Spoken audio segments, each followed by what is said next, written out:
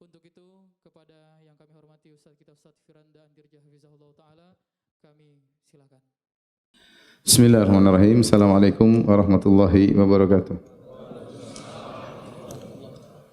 Alhamdulillahi ala ihsanih wa syukru lahu ala taufiqihi wa amtinanih wa asyhadu an la ilaha illallah wahdahu la syarika lahu ta'ziman li sya'nih wa asyhadu anna Muhammadan abduhu wa rasuluhu da'ila ridwanih. Allahumma salli alaihi wa ala alihi wa ashabihi wa ikhwanih. Hadirin dan hadirat yang dirahmati oleh Allah Subhanahu wa taala.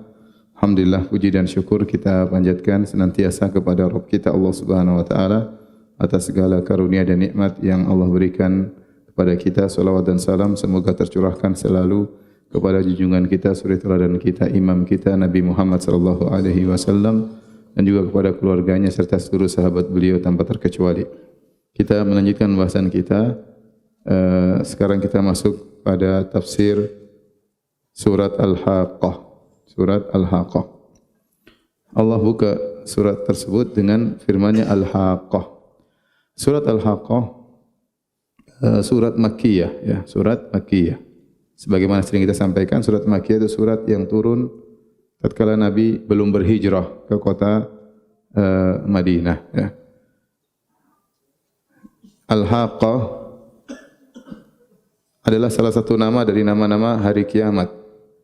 Dan hari kiamat memiliki banyak nama dan masing-masing nama mengandung makna tertentu. Contoh namanya As-Sa'ah. Sa'ah artinya hari kiamat datang dengan tiba-tiba.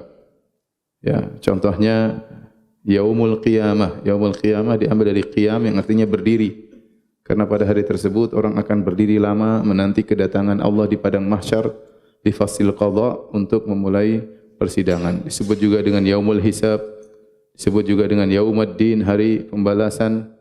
Ya, disebut juga dengan Thamah, yaitu hari di mana malapetaka menimpa dengan secara keseluruhan.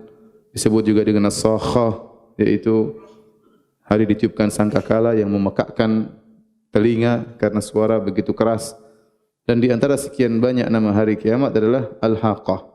Apa makna Al-Haqqah? Al-Haqqah ada beberapa pendapat di kalangan para ulama. Ada yang mengatakan Al-Haqqah yaitu mutahaqqiqatul wuqu', pasti terjadi. Pasti terjadi. Makanya dikatakan Al-Haqqah. Ya. Sebagaimana kata Allah Subhanahu wa taala, "Wa anna sa'ata atiyatun la raiba fiha." Bahwasanya hari kiamat pasti datang. Tidak ada keraguan di dalamnya. Wa anna Allah yab'atsu man fil qubur, dan Allah akan membangkitkan manusia dari kuburannya. Ada yang mengatakan Al-Haqqah yaitu Allah akan mentahqiq al-wa'ad dan al-wa'id. Allah Subhanahu wa taala disebut Al-Haqqah, disebut hari kiamat dengan Al-Haqqah karena Allah akan mewujudkan, merealisasikan al-wa'ad dan al-wa'id, janji Allah dan ancaman Allah. Yang penghuni surga akan mendapatkan nikmat-nikmat yang Allah janjikan, dan penghuni neraka, ya, akan merasakan, mendapatkan ancaman yang Allah janjikan kepada mereka. Ya, oleh karenanya setelah itu Allah sebutkan ancaman Allah Subhanahu wa taala, ya, terhadap para kaum pendusta seperti kaum Ad dan kaum Samud setelah di awal-awal dari surat Al-Haqqah, ya.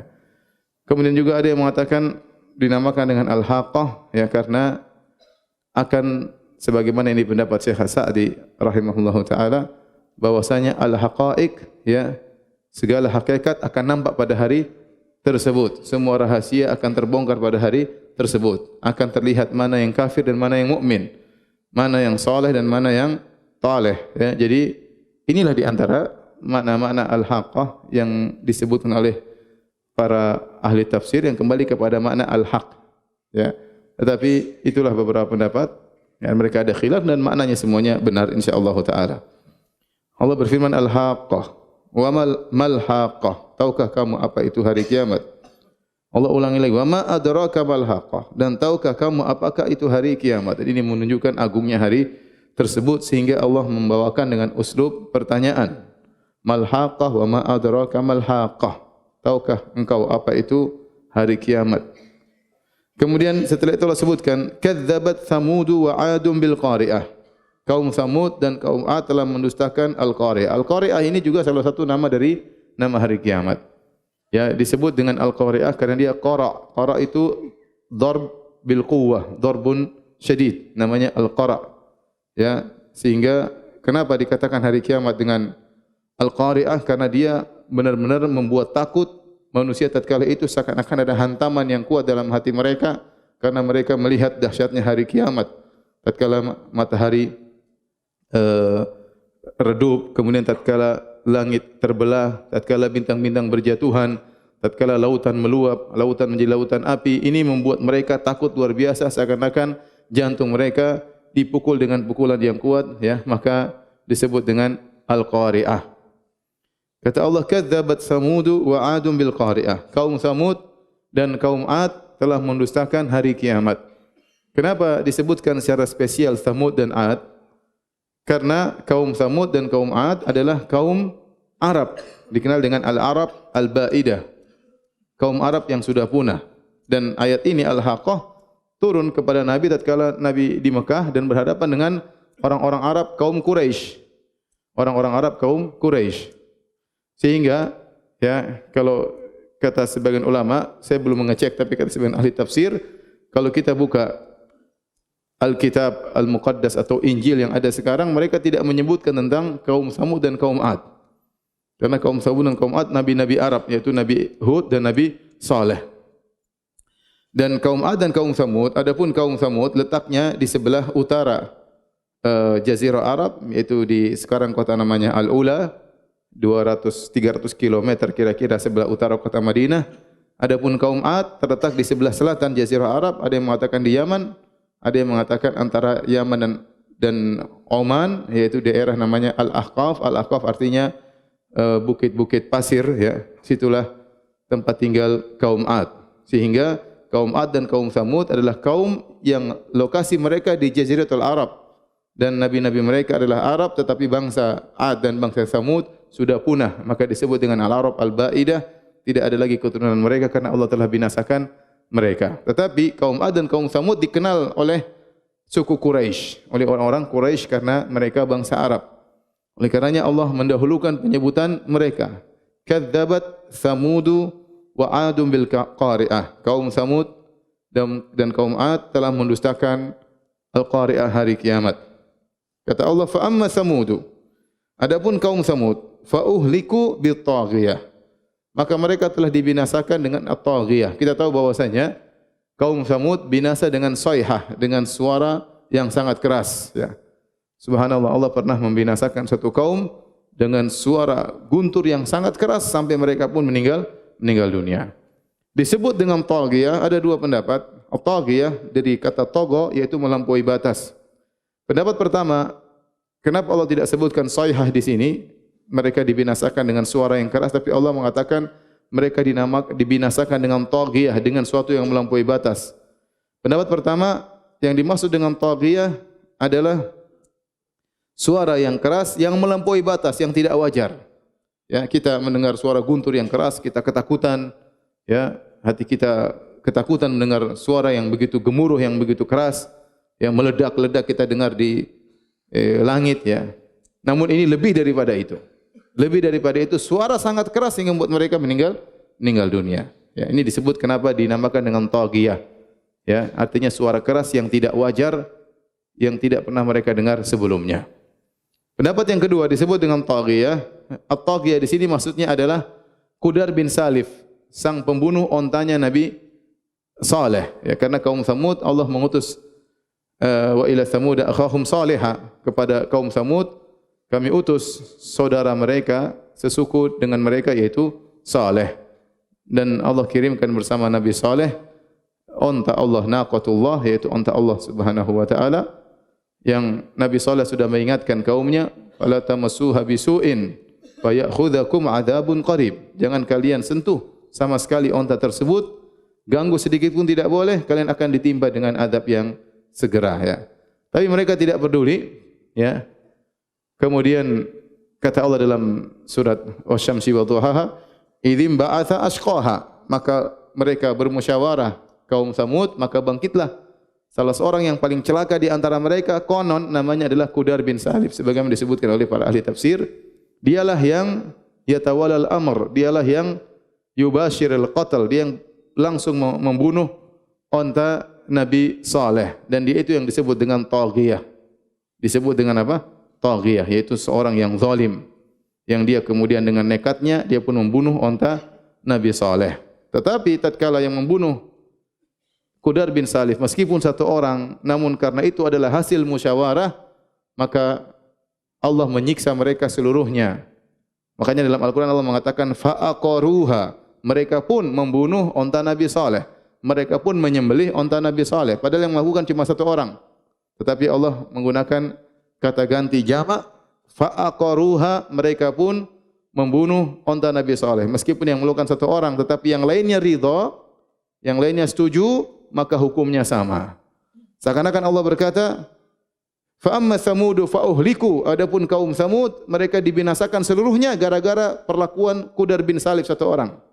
Tetapi kenapa semuanya dibinasakan? Karena mereka ridha, setuju dengan perbuatan Qudar bin Salif. Ini hati-hati, sikap setuju terhadap maksiat, hati-hati. Bisa jadi seorang tidak melakukan maksiat tapi dia setuju, enggak apa-apa, enggak masalah. Mau syirik, mau kufur, terserah, enggak ada masalah. Saya setuju-setuju saja.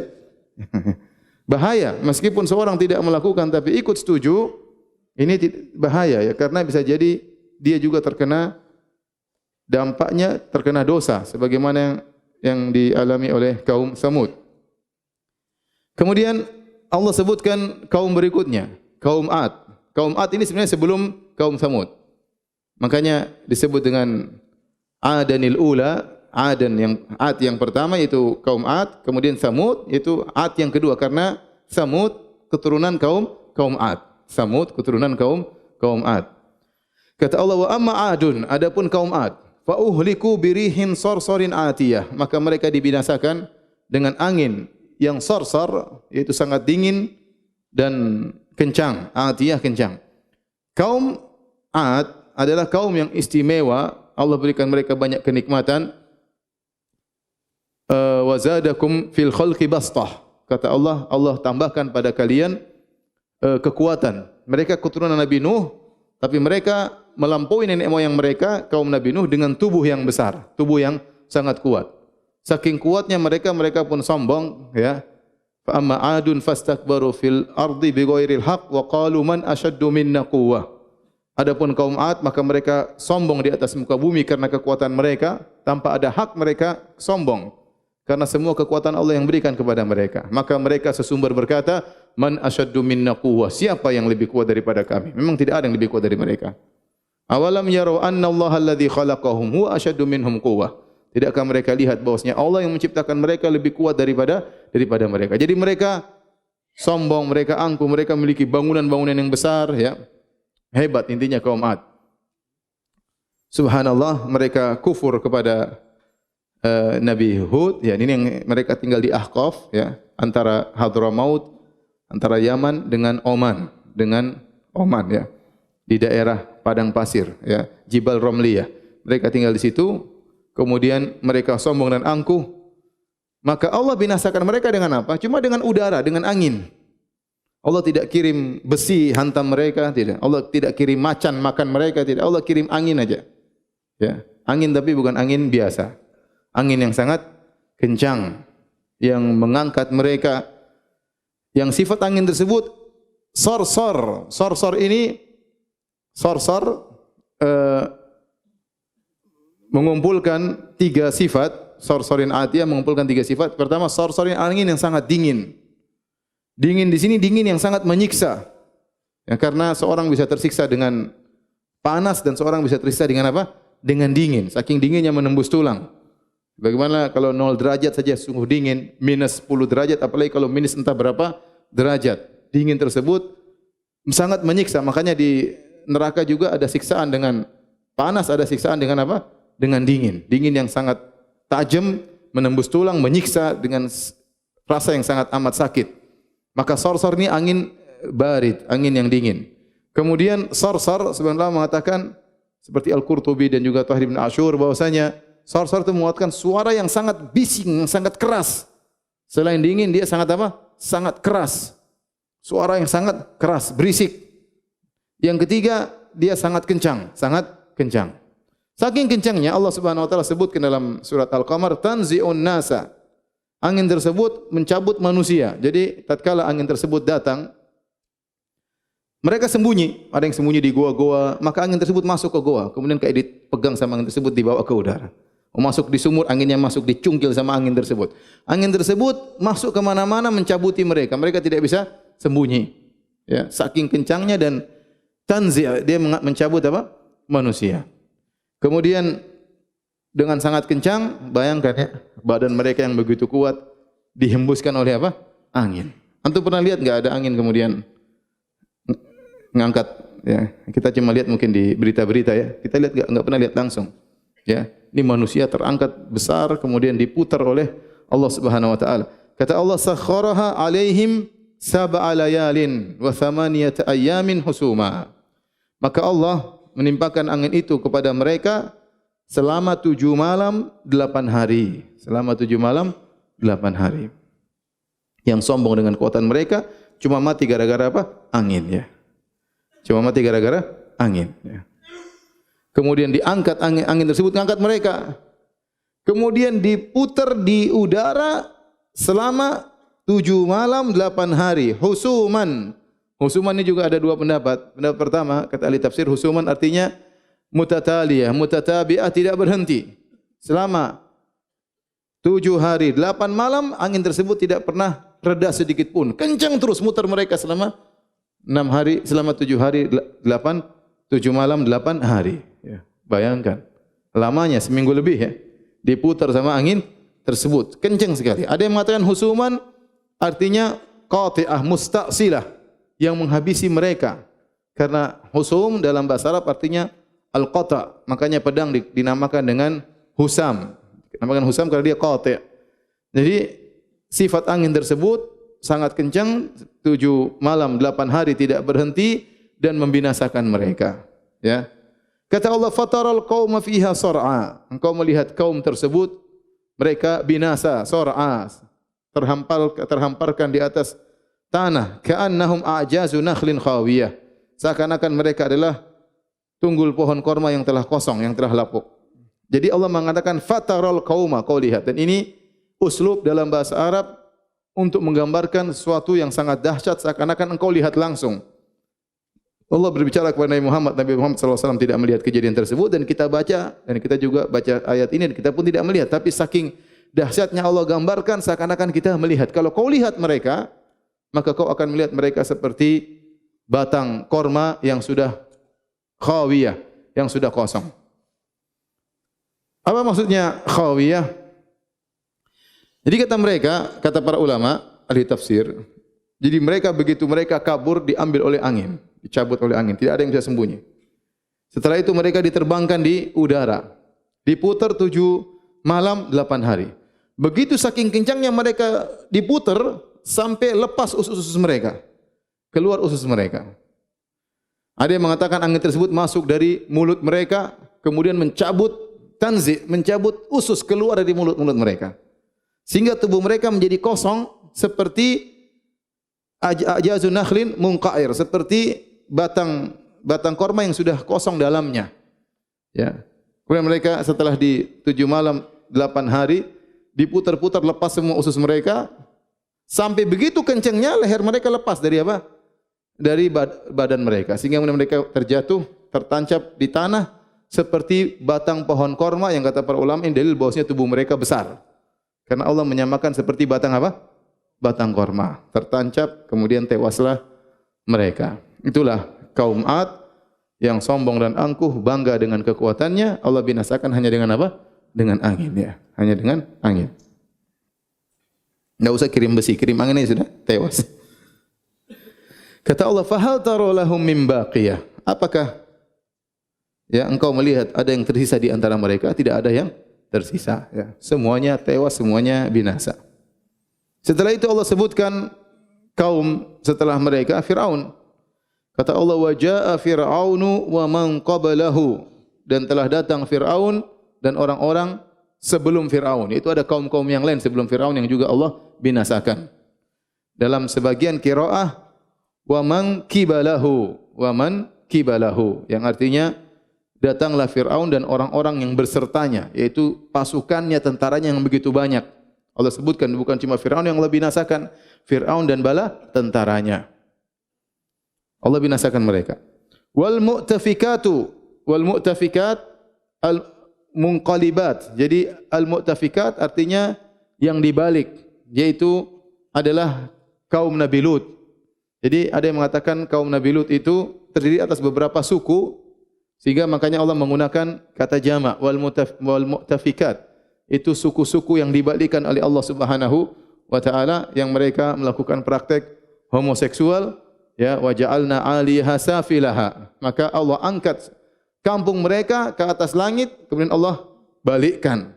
Sehingga mereka begitu diangkat kampung mereka dan dibalikkan, begitu mereka terjatuh dari langit dihujani dengan hujan batu yang Allah kirimkan kepada mereka. Wa amtarna 'alaihim hijarat.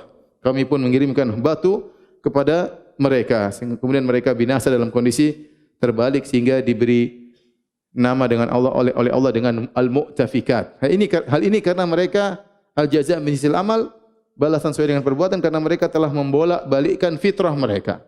Asalnya fitrah seorang lelaki suka dengan apa? Wanita, tetapi fitrah mereka rusak sehingga mereka laki-laki suka dengan laki-laki. Ini tentunya adalah perbuatan yang keji dan tidak normal. Bagaimana laki-laki naksir sama laki-laki? Sekarang mau dianggap biasa oleh sebagian orang, ya. Aneh, ya. Nanti ada apa namanya? Wanita pelakor, ya. Nanti ada namanya lelaki pelakor. Lelaki perebut laki orang. Aduh, suami saya mau poligami. Poligami dengan siapa? Dengan om siapa? Masya Allah. Poligami dengan laki-laki. Ini enggak benar, sudah enggak normal seperti ini, ya. Makanya Allah balik mereka karena mereka telah merubah fitrah mereka. Kata Allah, mereka datang seluruhnya, baik Fir'aun maupun kaum sebelumnya maupun kaum Nabi Lut, mereka membuat dosa. Fa'asaw rasula rabbihim.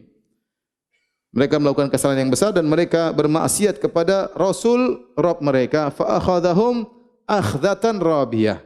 Maka Allah pun menyiksa mereka dengan siksaan yang sangat keras. Rabiyah dari kalimat roba, yarbu, riba, yaitu bertambah, yaitu siksaan yang tidak biasa. Siksaan yang keras disiksa mereka oleh Allah Subhanahu wa taala. Setelah itu Allah sebutkan kaum yang berikutnya juga. Ini Allah sebutkan tentang kebinasaan kaum-kaum sebagaimana makna dari al-haqqah. Al-haqqah itu bahwasanya Allah akan mentahqiq, mewujudkan ancaman Allah Subhanahu wa taala. Di dunia saja Allah mewujudkannya, apalagi di mana? Di neraka Jahannam. Allah berfirman, "Inna lamma taghal ma'u hamalnakum fil jariyah." Kaum Nabi Nuh tatkala taghal ma', tatkala air sudah banyak melampaui batas, yaitu kaum Nabi Nuh yang mereka mendustakan Nabi Nuh, ya. Allah mengatakan, "Fa fatahna abwabas sama' bima'in munhamir wa fajjarnal arda uyunan faltaqal ma'u ala amrin qad qudir." Kata Allah, kami bukakan pintu-pintu langit, maka turunlah hujan yang sangat deras. Air keluar dari langit maupun dari tanah. Wa fajjarnal arda uyunan. Kami jadikan bumi sebagai mata air. Bukan Allah mengatakan kami keluarkan air dari mata air, tapi tanah-tanah jadi mata air seluruhnya. Wa fajjarnal arda uyunan. Allah tidak mengatakan wa fajjarna uyunal ardi, tidak. Tapi kata Allah wa fajjarna al arda uyunan, itu kami jadikan bumi sebagai mata air. Jadi air tiba-tiba banyak dari bawah, dari atas. Taghal ma, sehingga air sudah sangat banyak. Kata Allah, hamalnakum fil jariyah, maka kami selamatkan kalian di atas sebuah bahtera, yaitu as-safinah al-jariyah, yaitu bahtera yang berlabuh, ya. Kata Allah, linaja'alakum tadhkiratan wa ta'iyyaha udhunu wa'iyah. Agar kami jadikan peristiwa itu sebagai peringatan bagi kalian, agar kita ingat nikmat Allah. Dulu nenek moyang kita, ya, diselamatkan oleh Allah di atas apa? Di atas sebuah bahtera. Karena sebagaimana pernah sampaikan, kita seluruhnya adalah keturunan Nabi Nuh alaihissalam. Sebagaimana kita semua keturunan Nabi Adam alaihissalam. Makanya Nabi Nuh diberi gelar dengan Al-Abu Ats-Tsani, orang nenek moyang yang kedua. Ya, karena manusia waktu itu hanya di zaman Nabi Nuh dan semuanya binasa kecuali yang naik di atas bahtera Nabi Nuh. Makanya Allah mengatakan, ya, linaja'al hamalnakum fil jariyah. Kami selamatkan kalian. Ya, kalian itu semuanya keturunan Nabi siapa? Nabi Nuh. Kami selamatkan kalian di atas bahtera. Dan kami jadikan peristiwa itu sebagai peringatan agar kita ingat bahwasanya bagaimana peristiwa tersebut. Maka ini kita harus baca bagaimana mereka membangkang, bagaimana Allah membinasakan mereka, bagaimana Allah menyelamatkan Nabi Nuh berserta nenek moyang kita yang jumlahnya cuma sedikit.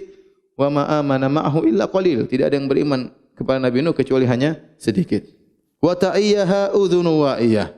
Dan agar diperhatikan oleh telinga yang mau mendengar. Telinga yang bisa mengambil pelajaran. Kisah ini dibacakan kepada orang-orang yang mau mendengar dan mengambil pelajaran. Ya, jangan sampai masuk telinga kanan, keluar telinga apa? Kiri. Bahkan belum masuk sudah mental. Ting. Lebih parah lagi. Setelah itu, setelah Allah menyebutkan tentang kebinasaan terhadap orang-orang yang membangkang di dunia, Allah sebutkan tentang hari kiamat. Ini juga Allah mewujudkan ancaman Allah di dunia maupun di akhirat. Di akhirat adalah hari kiamat. Kata Allah, fa idza nufikha fis suri nafkhatun wahidah. Tatkala ditiupkan sangkakala dengan sekali tiupan. Ada khilaf, ini sangkakala, tiupan sangkakala yang keberapa? Ada yang mengatakan karena tiup sangkakala menurut sebagian ulama ada 3. Yang pertama nafkhatu al-faza', tiupan yang membuat orang ketakutan.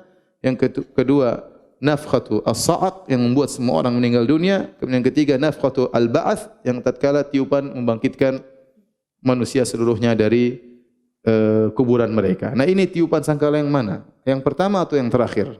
Ya, sebagian ahli tafsir mengatakan ini yang pertama, sebagian ahli tafsir mengatakan ini yang terakhir. Wallahu alam bisawab, ya. Ya, kalau yang ini yang terakhir, fa idza nufikha fis suri nafkhatun wahidah. Ini bedanya di mana? Kalau diartikan ini tiupan sangkala yang pertama, berarti ditiupkan orang-orang ketakutan, maka mereka menyaksikan dahsyatnya hari kiamat. Bumi bergempa, langit terbelah. Ini disaksikan oleh orang-orang saja yang hidup di akhir zaman. Ini kalau diartikan dengan an-nafkhatul ula, nafkhatul faza', tiupan yang buat orang semua ketakutan. Tapi kalau diartikan dengan nafkhatu al-ba'ats, an-nafkhatul akhirah, an-nafkhatul tsalitsah, tiupan sangkala yang ketiga, maka manusia dibangkitkan dan mereka ikut menyaksikan dahsyatnya hari kiamat. Maka ada khilaf di kalangan para ulama.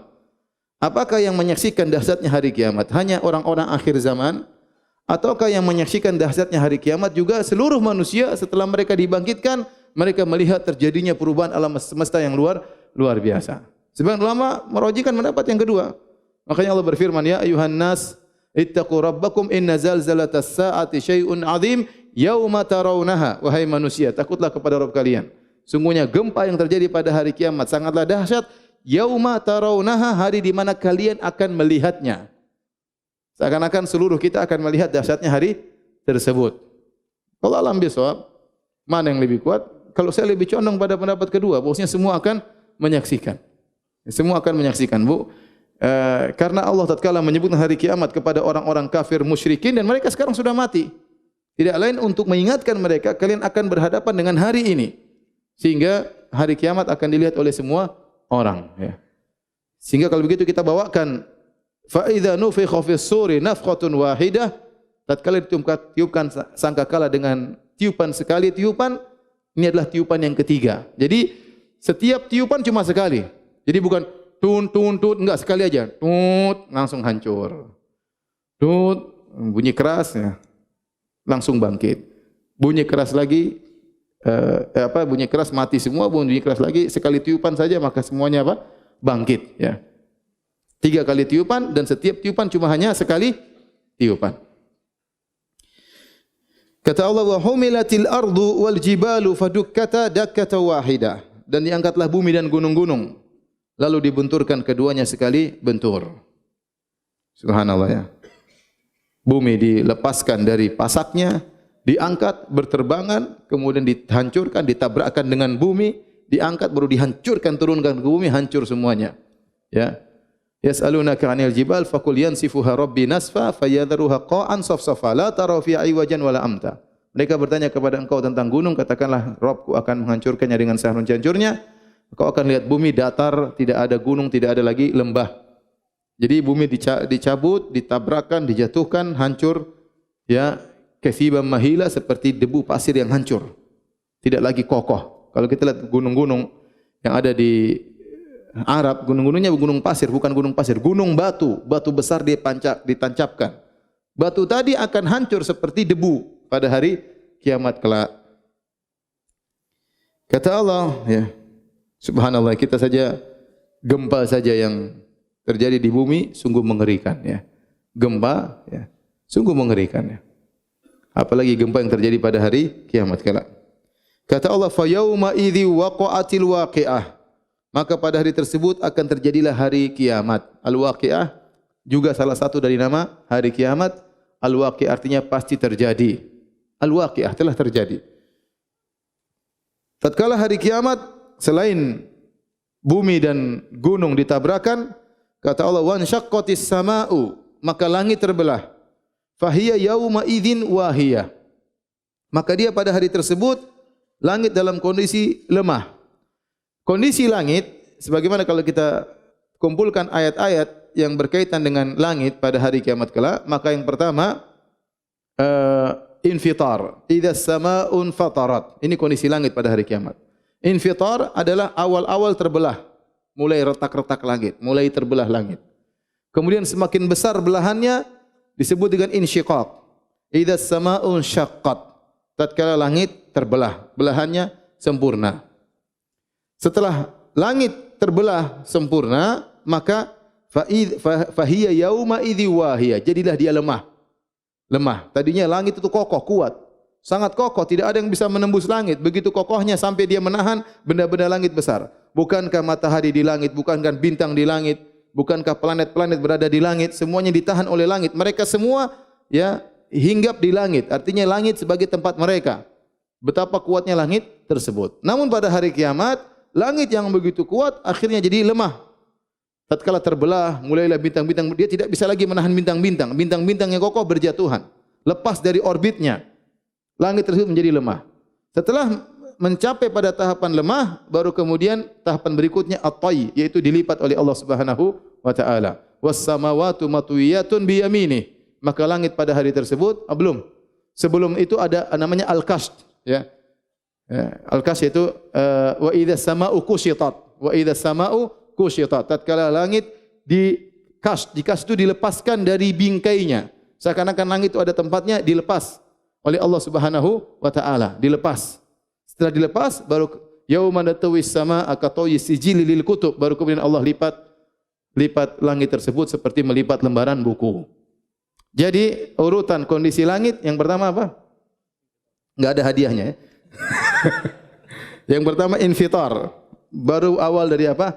Robek. Yang kedua al-insyiqaq, sempurna robeknya. Yang ketiga wahiyah, jadi apa? Lemah.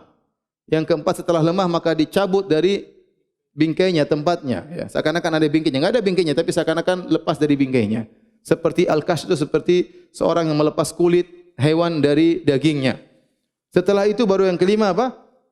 Tayy, yaitu dilipat oleh Allah Subhanahu wa taala seperti melipat lembaran-lembaran buku. Allah sebutkan di sini, wa ansyaqqatis samaa'u, langit terbelah, fahiya yauma idzi wahiyah, maka langit pada hari tersebut menjadi lemah.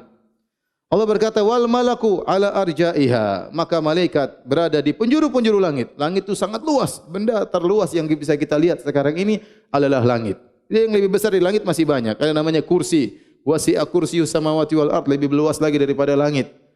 Kursi meliputi langit dan bumi. Yang lebih luas daripada kursi, arsy Allah Subhanahu wa taala. Tetapi yang bisa kita lihat sekarang yang paling luas adalah langit. Itu pun kita tidak tahu mana ujung dan mana pangkalnya. Tetapi ketahuilah langit tersebut ditinggali oleh para malaikat. Malaikat tinggal di langit. Pada hari tersebut kata Allah, wal malaku ala arja'iha. Malaikat seluruhnya berada di penghujung-penghujung langit. Di seluruh penjuru langit ada malaikat. Ya, mereka siap turun ke atas muka bumi.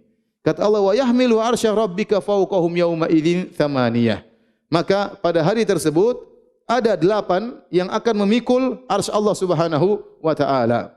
8 ini ada khilaf di kalangan para ulama. Ada yang mengatakan 8 malaikat, ada yang mengatakan 8.000 malaikat, ada yang mengatakan 8 baris malaikat. Arsy Allah yang begitu agung, yang sangat besar, ya. Kita tahu bahwasanya sebagaimana dalam asar, dalam hadis bahwasanya tidaklah kursi dibandingkan dengan langit dan bumi, kecuali langit dan bumi seperti halaqah mulqat dilemparkan di sebuah padang, seperti cincin dilemparkan di padang, ya. Itulah langit cincinnya, padang adalah kursi Allah Subhanahu wa taala. Dan tidaklah kursi dibandingkan dengan arsy kecuali seperti itu pula. Artinya arsy itu sangat besar, ya, sangat besar. Dan pada hari tersebut arsy akan dipikul oleh 8 malaikat, apakah 8 malaikat atau 8.000 malaikat atau 8 baris malaikat, ya. Malaikat sangat besar memikul arsy Allah Subhanahu wa taala. Setelah itu Allah berfirman, "Yauma idzin tu'radun, la takhfa minkum khafiyah." Maka pada hari tersebut kalian akan dihadapkan. Tu'radun di sini ahli tafsir mengatakan maksudnya yauma idzin tuhasabun. Kalian akan dihisab. Dipaparkan di hadapan Allah untuk dihisab, dihisab. Ya, karena proses hari kiamat setelah terjadi gempa yang dahsyat, perubahan alam semesta, maka bumi dirubah menjadi padang mahsyar, ya. Yauma tubaddalul ardu ghairal ardi, bumi dirubah menjadi bumi yang lain, itu dimodifikasi oleh Allah menjadi padang mahsyar. Kemudian manusia dikumpulkan. Yu'radun 'alal mahsyar, dipaparkan di atas padang mahsyar, tetapi maksudnya adalah untuk apa?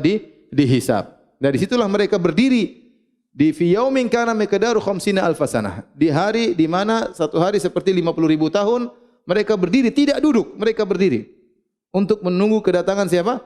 Allah Subhanahu wa taala. Begitu Allah datang di fasil qada, wa jaa rabbuka wal malaku saffan saffa, datanglah Rabbmu dan malaikat bersaf-saf mengiringi kedatangan Allah Subhanahu wa taala, baru kemudian yauma idzin tu'radun. Maka pada hari tersebut kalian akan dihisab. La takhfa minkum khafiyah. Tidak ada sesuatu pun yang tersembunyi bagi Allah dari kalian. Apa yang dimaksud dengan la takhfa minkum khafiyah? Tidak ada yang tersembunyi. Kata sebagian ahli tafsir, maksudnya seluruh amal yang selama ini kalian sembunyikan, kebaikan maupun keburukan akan nampak pada hari tersebut. Karena Allah yang mengetahui zahir dan batin. Semua akan terbongkar. Jadi kalian selama ini tukhfi, engkau selama ini menyembunyikan, ada amal kebajikan yang kau sembunyikan, atau orang lain tidak tahu, akan dibongkar pada hari tersebut. Ada maksiat yang kau lakukan selama ini kau sembunyikan, tidak ada yang tahu, ya. Keluargamu enggak tahu, istrimu pun tidak tahu, anakmu pun tidak tahu, Allah akan bongkar pada hari tersebut. Ini salah satu makna. Ada yang mengatakan tidak ada yang tersembunyi karena kalian semua akan dipaparkan di tanah yang datar. Mau sembunyi di mana? Padang mahsyar itu tidak ada laisa fiha ma'lamun li ahad. Tidak ada suatu pun tanda-tanda di padang mahsyar, tidak ada pohon, tidak ada gunung, tidak ada lembah, tidak ada goa, tidak ada rumah, tidak ada pelakat. Semua datar sehingga siapa yang mau sembunyi? Enggak ada yang sembunyi, semua kelihatan. Ada yang mengatakan tidak ada yang tersembunyi, artinya semua aurat akan terbuka. Semua aurat akan terbuka, tidak ada yang bisa disembunyikan pada hari tersebut. Karena kata Nabi, yuhsyarun nasu yaumal qiyamati hufatan uratan gurlan buhman.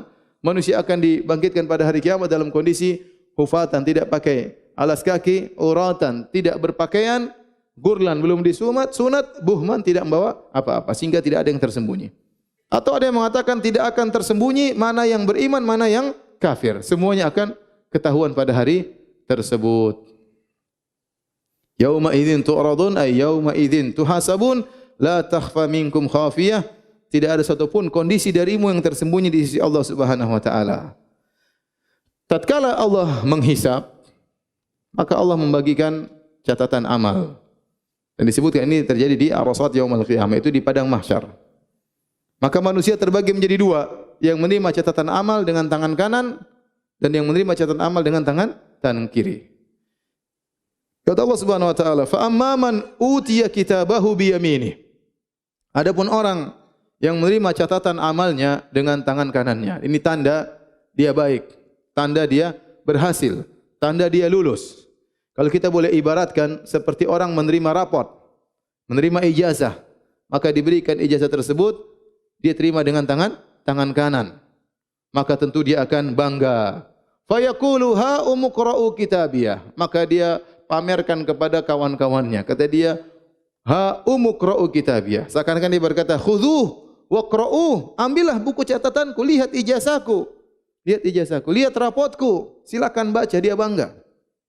Itu hari yang sangat dia berbahagia karena dia menerima laporan hasil amal dia seumur hidupnya. Ini laporannya, nilainya. Maka dia bangga, dia mengatakan, "Ha'umuqra'u kitabiyah." Bacalah catatan amalku.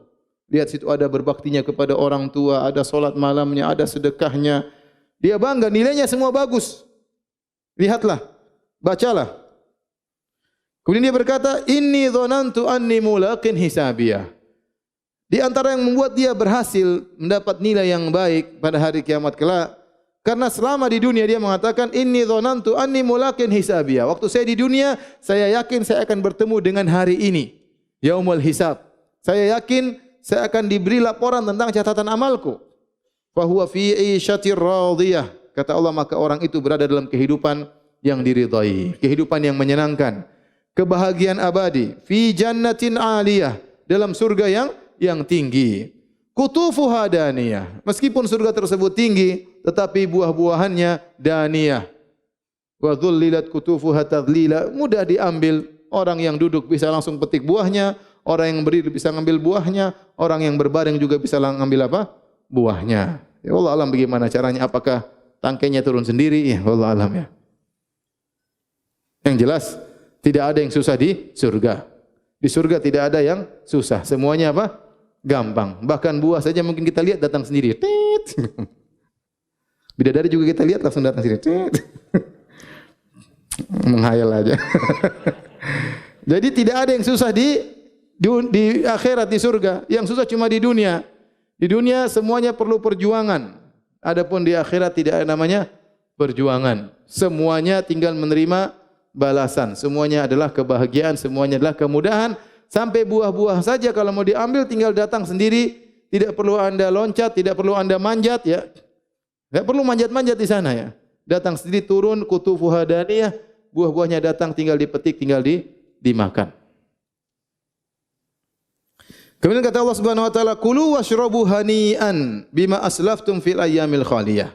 Makanlah dan minumlah ya dengan sedap, dengan bahagia, bima aslaftum fil ayyamil khaliyah, karena amalan yang kalian lakukan di hari-hari yang telah lalu, yaitu di dunia. Ini dalil bahwasanya masuk surga dengan sebab amal soleh. Karena Allah mengatakan bima aslaftum, dengan sebab apa yang telah kalian lakukan fil ayyamil khaliyah, pada hari-hari yang telah lalu di dunia. Jadi mengenai masuk surga, Allah menjadikan sebab untuk masuk surga. Sebab masuk surga adalah amal. Udkhulul jannata bima kuntum ta'malun, dalam ayat yang lain, masuklah kalian dalam surga karena amal kalian.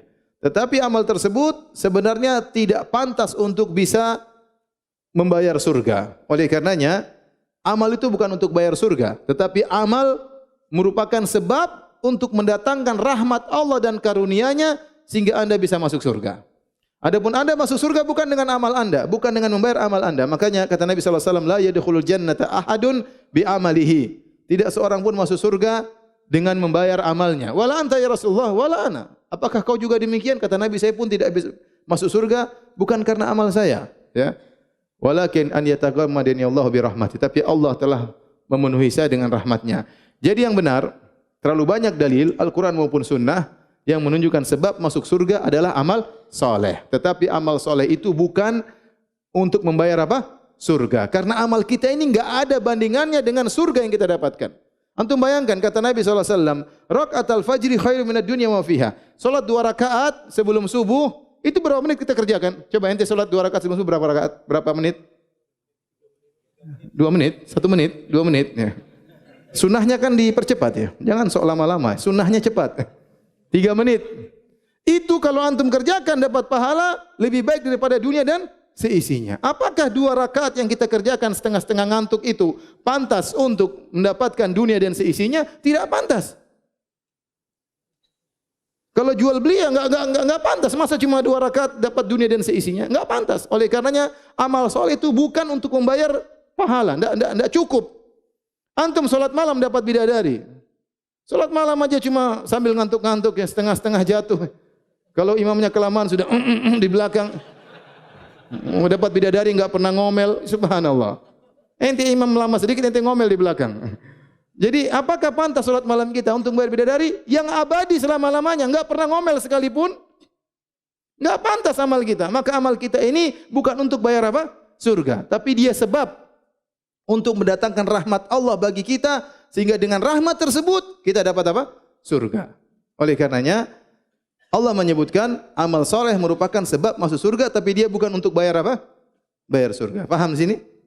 Nah, dari situlah semakin banyak amal seseorang, semakin tinggi derajat surganya, semakin tinggi kualitas kenikmatan yang akan dia dapatkan di surga. Maka tidak ada jalan lain sekarang kita kecuali kita perbanyak amal soleh. Mumpung masih hidup, mumpung masih ada umur, ya, mumpung masih sehat, ya, mumpung masih ada rezeki, beramal soleh sebanyak-banyaknya. Ya. Al-yaum amalun bila hisab. Yang ada sekarang hanya amal, tidak ada hisabnya. Godan hisabun bila amal.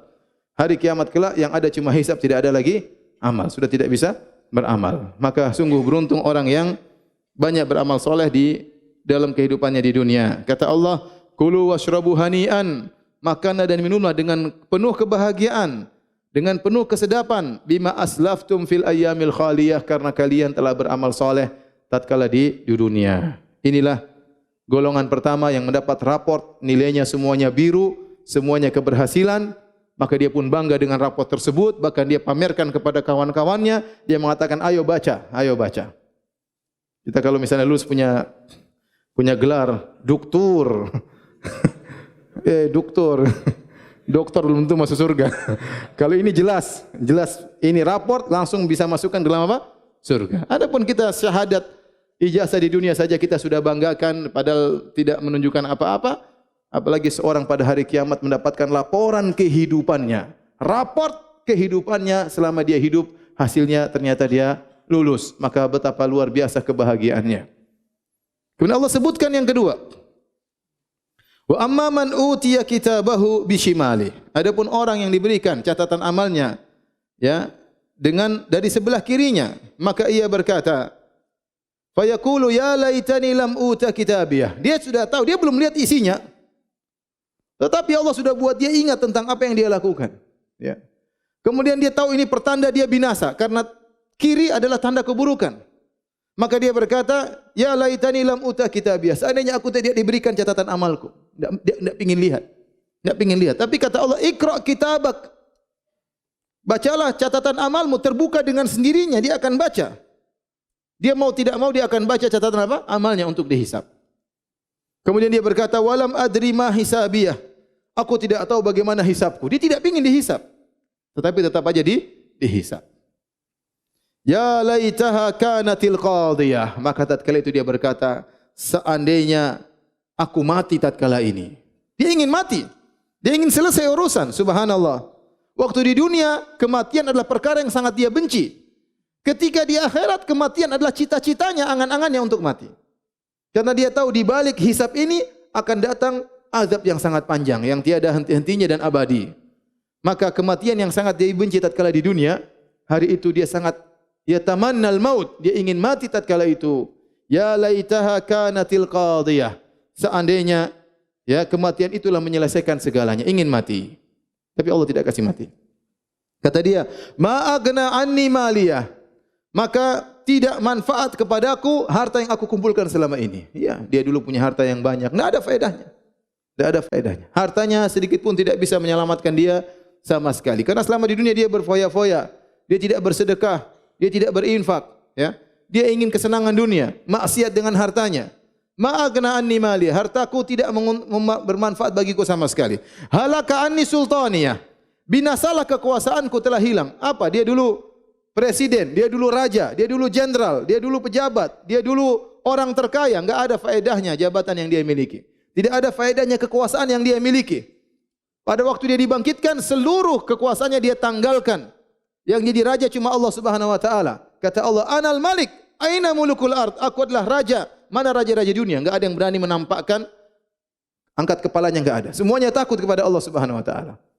Maka dia sadar tatkala itu, kata dia, "Halaka anni sultaniyah." Telah hilang kekuasaanku, tidak bermanfaat kekuasaanku sama sekali. Setelah itu kata Allah, "Khudhuhu faghullu."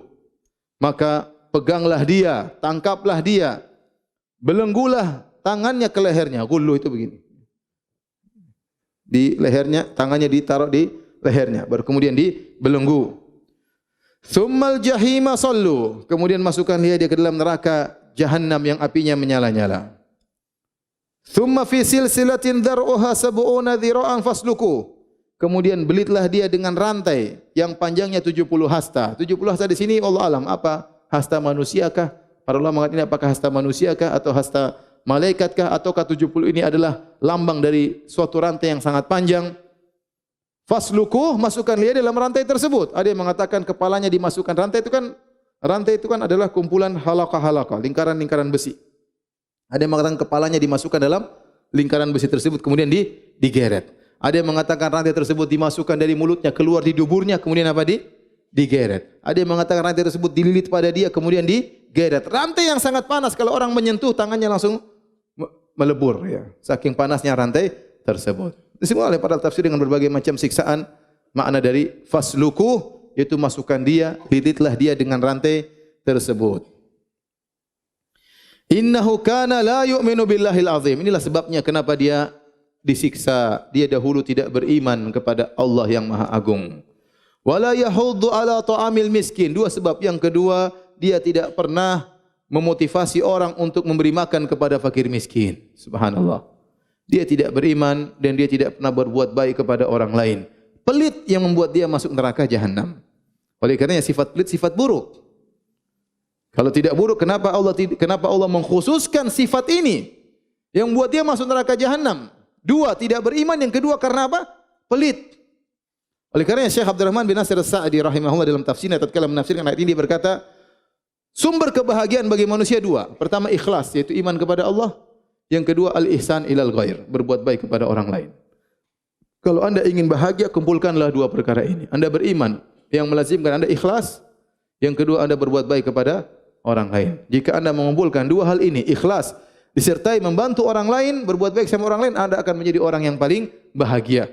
Sejauh mana ketinggian ikhlas anda, sejauh mana bantuan anda terhadap orang lain, sejauh itu pula Allah akan memberikan kebahagiaan kepada anda. Dan dua perkara itu hilang dari orang ini. Dia tidak beriman, tidak ikhlas, dan dia pelit, tidak membantu orang lain. Ya, dia pelit, dia ngapain saya kasih harta saya sama orang yang susah payah cari adalah saya, ngapain dia merasakan nikmat yang sudah saya perjuangkan. Kata Allah, "Falaisa lahul yauma hahuna hamim." Maka pada hari tersebut tidak ada seorang teman pun baginya. Tidak ada temannya. Dulu dia kaya raya, punya bodyguard yang banyak, punya anak buah yang banyak, punya bawahan yang banyak, punya teman-teman dekat, semuanya tidak ada yang tolong dia. Enggak bisa nolong dia. Tidak ada yang bisa kasih syafaat sama dia. Ya. Dia tidak beriman kepada Allah Subhanahu wa taala. Tidak ada temannya sama sekali. Wala ta'amun illa min ghislin, dan tidak ada makanan baginya kecuali dari gislin. Gislin adalah cairan yang keluar dari tubuh penghuni neraka Jahannam. Apakah nanah ataukah darah, entah muntahnya, entah apanya, pokoknya cairan yang busuk. Dan mengumpulkan tiga sifat, kata para ulama. Gislin, cairan yang mengumpulkan tiga sifat. Yang pertama, sangat syadidatul hararah, sangat panas. Cairan tersebut sangat panas. Yang kedua, ya, sangat bau, ya. Yang ketiga, sangat tidak enak. Syadidatul mararah, ya. Syadidatul raihah. Tiga ini. Sangat panas, sangat bau, dan sangat tidak enak. Nanah di dunia aja kita jijik lihat nanah, apalagi jadi makanan minuman pada hari kiamat kelak. Inilah minuman mereka, inilah makanan mereka. Wala ta'amun illa min gislin. Tidak ada makanan bagi mereka kecuali gislin. La ya'kuluhu illa al-khati'un. Tidak ada yang memakannya kecuali orang-orang pendosa. Kecuali orang-orang pendosa. Allah tidak mengatakan al-mukhti'un. Kalau al-mukhti'un bisa jadi salah tidak sengaja. Kalau al-khati'un salah dengan sengaja. Sedangkan Allah berfirman, "Fala uqsimu bima tubsirun wa ma la tubsirun." Maka sungguh aku bersumpah dengan apa yang kalian lihat dan apa yang kalian tidak lihat. Kata para ulama, Allah bersumpah dengan seluruhnya. Karena perkara di dunia ini cuma dua, ada yang kita lihat, ada yang tidak kita lihat. Ada yang kita lihat seperti rembulan, matahari, bumi, siang, malam. Ada yang tidak kita lihat seperti malaikat, seperti jin, seperti banyak hal yang tidak kita lihat. Allah bersumpah dengan seluruhnya. Fala uqsimu bima tubsiruna wa ma la tubsirun. Yaitu Allah bersumpah dengan apa yang kalian lihat dari hal-hal yang berhak untuk dijadikan sumpah, dan Allah bersumpah dengan hal yang tidak kalian lihat yang berhak untuk dijadikan sumpah, seperti malaikat. Allah bersumpah dengan malaikat. Allah menekankan innahu laqaulu rasulin karim. Sungguhnya Al-Qur'an itu adalah benar-benar perkataan Rasul yang mulia. Ada yang mengatakan Muhammad, ada yang mengatakan Jibril. Dan kalimat kata Rasul menunjukkan utusan, artinya utusan ini membawa perkataan yang mengutusnya. Paham? Muhammad dikatakan Rasul, Jibril dikatakan Rasul. Tugas Rasul itu apa? Utusan.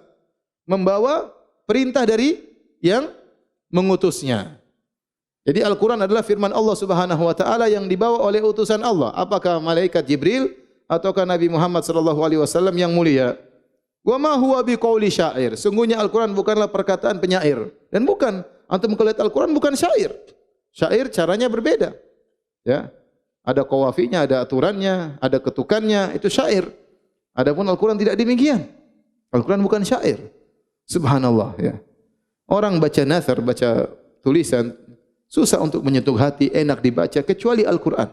Al-Quran itu bukan syair, tapi kalau dibaca enak. Banyak kan orang kalau mau enak baca harus baca apa? Syair. Al-Quran tidak.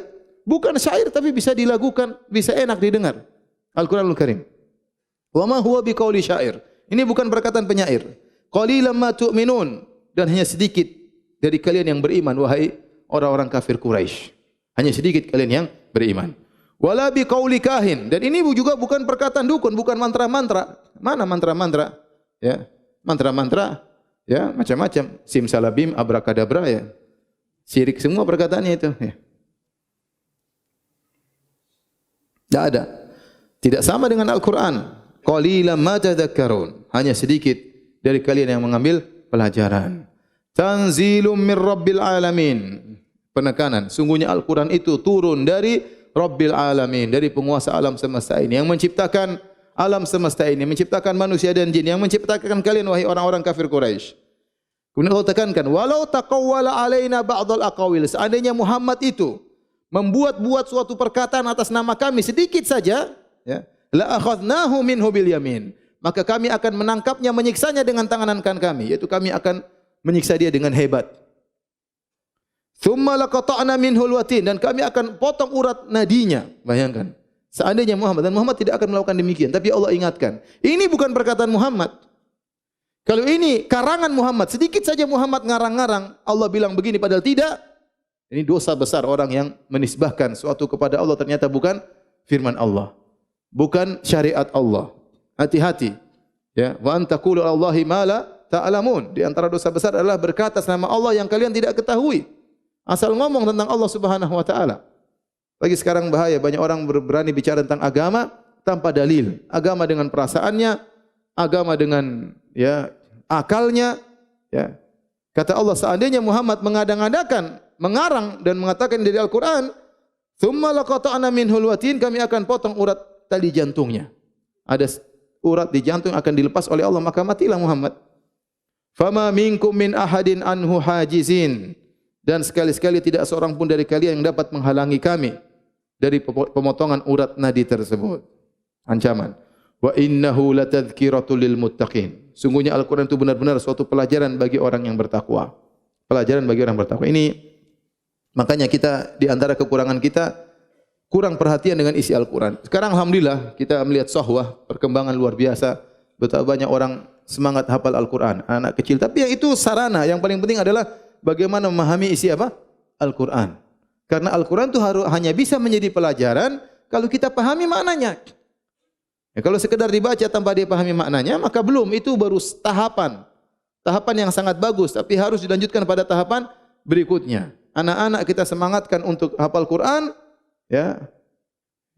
Bukan untuk dibangga-banggakan, tapi agar dia setelah itu belajar apa? Bahasa Arab, kemudian dia memahami isi kandungan Al-Quran. Wa inna lala'alamu anna minkum mukadzibin. Dan sungguhnya kami benar-benar mengetahui bahwasanya di antara kalian ada yang mendustakan. Padahal Al-Quran begitu kuat dalilnya, begitu jelas ini mukjizat dari Allah Subhanahu wa taala. Namun tetap saja kata Allah, pasti ada di antara kalian yang mendustakan apa? Al-Quran. Kalau orang-orang Quraisy saja yang ngerti bahasa Arab, mereka tahu tentang balaghah Al-Quran, mereka tetap mendustakan Al-Quran, bagaimana dengan orang yang tidak tahu bahasa Arab? Sehingga begitu banyak manusia di atas muka bumi ini yang mereka mendustakan apa? Al-Quran. Wa innahu lahasratun 'alal kafirin. Sungguhnya Al-Quran itu adalah penyesalan bagi orang-orang kafir. Ada yang mengatakan orang kafir tatkala mereka di akhirat mereka tahu agungnya Al-Quran, mereka tahu betapa besar pahala orang yang mengamalkan Al-Quran, maka mereka menyesal. Kenapa dahulu mereka tidak beriman dengan Al-Quran? Mereka tahu betapa pahala besar bagi orang yang baca Al-Quran, bagi orang yang mengamalkan Al-Quran, sehingga mereka pun menyesal pada hari tersebut. Wa innahu lahaqqul yakin. Dan sungguhnya Al-Quran itu adalah benar-benar haqqul yakin. Al-yakin ada 3 kata para ulama. Yang pertama namanya ilmul yakin, yang kedua namanya ainul yakin, yang ketiga namanya haqqul yakin. Yang pertama ilmul yakin, yaitu keyakinan yang diperoleh dengan khabar. Kita mendengar kabar dari orang sikoh, 5 orang kabarkan, orang terpercaya kabarkan, maka kita yakin. Karena kita mendengar kabar, itu namanya ilmul yakin. Keyakinan yang diperoleh dengan ilmu. Yang disebut dengan ainul yakin, yaitu keyakinan yang diperoleh dengan melihat. Kita mengatakan si fulan sudah hadir. Kenapa? Saya yakin, saya lihat dia kok hadir. Saya lihat langsung. Itu namanya ainul yakin. Tingkat yang paling tinggi namanya haqqul yakin. Haqqul yakin itu keyakinan yang diperoleh dengan mubasyarah, dengan dzauq, dengan perasaan, dengan menyentuh, dengan langsung. Seperti tatkala kita lihat kopi, kita yakin ini kopi. Begitu kita minum, benar ini kopi. Bukan cuma sekadar ainul yakin, tapi sudah kita apa? Rasakan. Nah, Al-Quran disifati dengan haqqul yakin. Seharusnya kalau orang baca Al-Quran, melantunkan Al-Quran, membaca isinya, mempelajari kisah-kisahnya, maka dia akan sampai pada keyakinan, bukan cuma ilmu yakin, bukan cuma ainul yakin, tapi dia akan sampai pada haqqul yakin. Semakin orang belajar Al-Quran, dia semakin yakin dengan agama ini. Agama ini agama yang luar biasa. Yakin dengan ada Rabbul Alamin. Yang jelas dia harus pelajari Al-Quran. Dia buka rahasia-rahasia Al-Quran yang disebut oleh para ahli tafsir. Kata Allah, fasabbih bismi rabbikal azim, maka bertasbihlah dengan menyebut nama Tuhanmu yang maha besar. Ada yang mengatakan salatlah, ada yang mengatakan sucikanlah Allah dari keburukan-keburukan, uyub wa naqais, karena Allah maha sempurna. Karena kata tasbih itu secara bahasa Arab artinya dari ibad, itu menjauhkan Allah dari an-naqais wal uyub. Itu namanya tasbih. Bahwasanya kalau kita mengatakan subhanah, yaitu ya Allah maha suci engkau jauh dari segala kekurangan, engkau jauh dari segala aib, dari segala cacat, engkau maha sempurna dalam segala sifat-sifatmu. Demikian para hadirin, sudah selesai suratnya. Alhamdulillah. Ya, kalau ada yang bertanya saya persilahkan. Wallahu taala a'lam bis-shawab.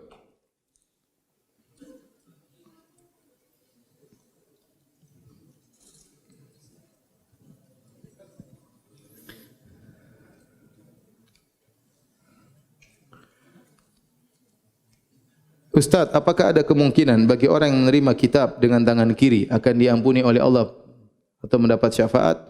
Wallahu a'lam bishawab. Ayat-ayat yang disebutkan dalam Al-Quran tentang orang menerima dengan tangan kiri, kebanyakan tentang orang-orang kafir. Allah sebut tentang orang-orang kafir, orang yang tidak beriman. Orang yang tidak beriman. Saya tidak tahu pelaku maksiat mereka menerima catatan amal bagaimana, ya. Allah sebutkan cuma 2 model. Yang pertama orang penghuni surga, yang kedua penghuni neraka Jahannam. Jadi kalau orang sudah menerima dengan tangan kiri yang Allah sebut dalam Al-Quran, pasti masuk apa? Neraka. Nah, pelaku maksiat Allah alam bagaimana cara mereka menerima catatan amal, ya. Yang jelas yang dalam Al-Quran semua yang menerima catatan amal dengan kiri semuanya dalam neraka Jahannam.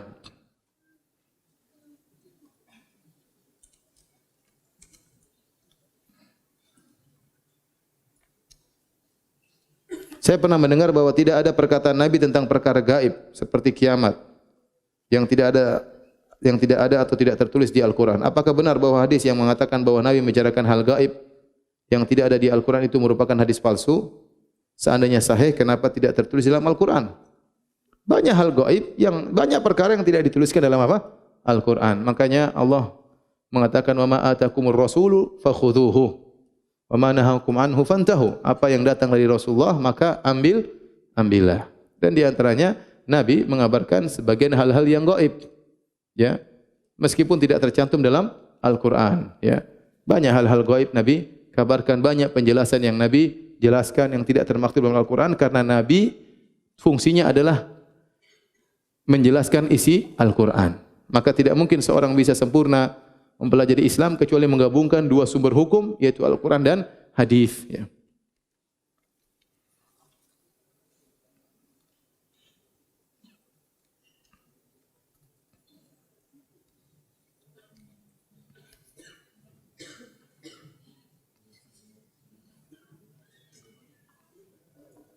Apa maksud hikmah malaikat menjunjung ars padahal tanpa malaikat Allah sanggup? Allah Subhanahu wa taala sanggup melakukan semuanya, tapi Allah menunjukkan kepada manusia bagaimana banyaknya pasukan Allah meskipun Allah tidak butuh dengan mereka ya. Sebagaimana Allah membuat sebab-sebab ya, bahwasanya banyak malaikat yang beribadah kepada Allah meskipun Allah tidak butuh dengan ibadah mereka. Kalau kalian tidak tunduk, sungguhnya banyak malaikat yang tunduk kepada Allah Subhanahu wa taala. Ya. Sebagaimana Allah bisa ciptakan antum semua tanpa ayah dan ibu, sebagaimana Allah ciptakan Nabi apa? Nabi Adam tanpa ayah dan ibu. Tetapi Allah punya hikmah-hikmah yang Allah kehendaki. Ya, dengan adanya ayah dan ibu, adanya namanya pernikahan, ada namanya cinta ya, ada namanya jomblo, ada namanya baru kemudian ada namanya anak, ada namanya kasih sayang orang tua dan anak. Itu semua ada hikmah yang Allah kehendaki.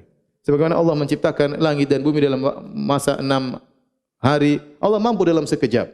Tapi kata para ulama, Allah ingin memperlihatkan proses kepada malaikat agar mereka tahu agungnya, dahsyatnya Allah Subhanahu wa taala, ya. Allah bisa ciptakan antum langsung tiba-tiba besar ya.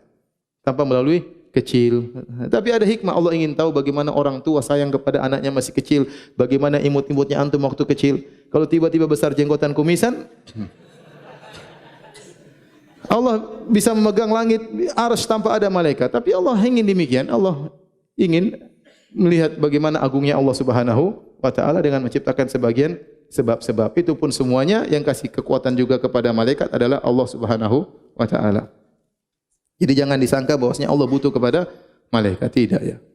Tapi Allah memang menciptakan junud, pasukan-pasukan Allah agar diketahui bagaimana agungnya Allah Subhanahu wa taala. Ustaz, bagaimana hukum memejamkan mata untuk meresapi ayat yang kita tahu arti dan maknanya pada saat salat? Karena biasanya saya lebih khusyuk dan merasakan kenikmatan saat memejamkan mata, tapi hanya pada saat dibacakan. Selebihnya tetap dibuka mengarah ke tempat sujud. Mengenai salat, hukumnya sunnahnya adalah membuka mata. Nabi SAW salat dengan tidak memejamkan mata. Para sahabat juga salat tidak dengan memejamkan mata. Bahkan para sahabat terkadang melihat gerakan jenggot Nabi SAW.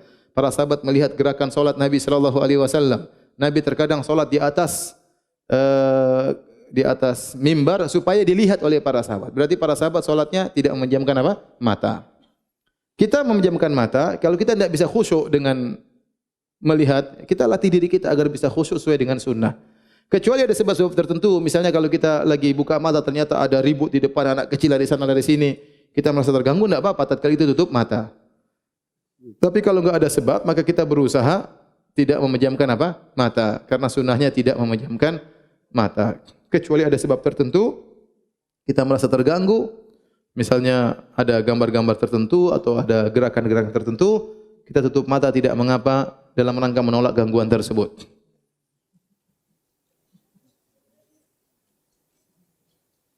Dijelaskan ada kaum yang akan menerima kitabnya dengan tangan kirinya. Kemudian dalam surat Al-Insyiqaq dijelaskan bahwa terdapat kaum yang diberikan kitab melalui belakang punggungnya. Mohon penjelasannya Ustaz. Apakah terdapat perbedaan antara kedua kaum tersebut atau sama saja?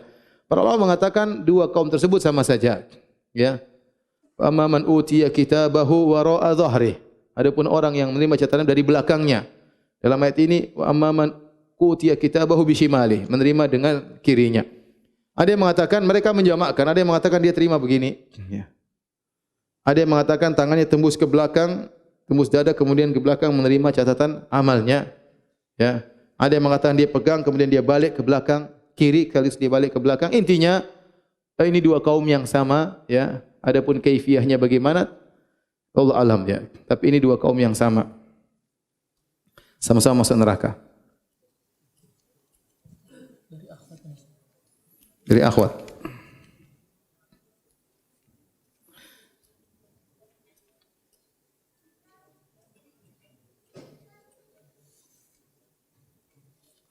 Bolehkah kita mengidam-idamkan kematian ketika berada di dunia karena merasa dunia merupakan penjara dan ingin cepat-cepat bertemu dengan Allah Subhanahu wa taala? Kalau kita memang merasa berat, merasa kehidupan sulit menghadapi fitnah di hadapan kita, kita boleh berdoa, Allahumma ahyini in kanatil hayatu khairan li wa tawaffani in kanatil wafatu khairan li. Kita bilang, ya Allah, hidupkanlah aku jika memang kehidupan baik bagiku, dan matikanlah aku jika memang wafat baik bagiku. Kita tidak tahu mana yang lebih baik bagi kita. Bisa jadi dengan kita mati, kita bebas dari berbagai macam fitnah. Ya, makanya dalam hadis Nabi SAW pernah datang kepada Ahlul Baqi dan mengatakan, intinya makna hadis, kalian beruntung, sekarang timbul fitnah yang sudah banyak sementara kalian sudah meninggal dunia. Dan bisa jadi kalau kita hidup ternyata kita lebih banyak beramal soleh, lebih banyak punya tabungan untuk akhirat sehingga surga bisa menjadi lebih tinggi. Maka serahkan kepada Allah. Ya, seorang tidak berharap kematian, ya, tetapi kalau memang dia merasa berat, takut fitnah di hadapan dia, sebagaimana disebutkan oleh para ulama tentang Imam Al-Bukhari, waktu dia difitnah dengan fitnah yang luar biasa, dia minta untuk segera meninggal dunia. Ya. Tetapi hukum asalnya kita tidak minta mati, ya. Kecuali kita khawatir tentang suatu, itu pun kita kembalikan kepada Allah. Kita mengatakan, Allahumma ahyini in kanatil hayatu khairan li wa tawaffani in kanatil wafatu khairan li. Ya Allah, hidupkanlah aku jika hidup lebih baik bagiku, dan wafatkanlah aku jika memang kematian lebih baik bagiku.